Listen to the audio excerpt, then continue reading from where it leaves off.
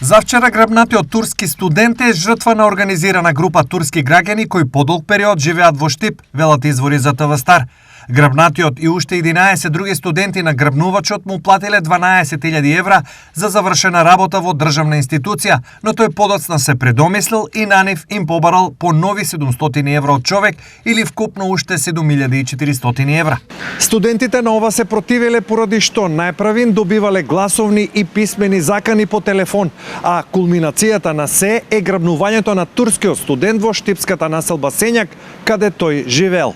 Студентот бил во друштво со неговата девојка кога од четворица насилно бил внесен во автомобил, а потоа и однесен кај нарачателот во штипската населба Караорман, каде тој живеел. По пријава на девојката на грабнатиот, полицијата интервенирала веднаш и студентот бил спасен од понатамошно физичко и вербално малтретирање. Надлежниот полициски сектор веќе има отворено случај и според нашите информации станува збор за кристално јасна ситуација во која странски државјани за пари вршат посредништво за административни услуги помеѓу државна институција и студентите.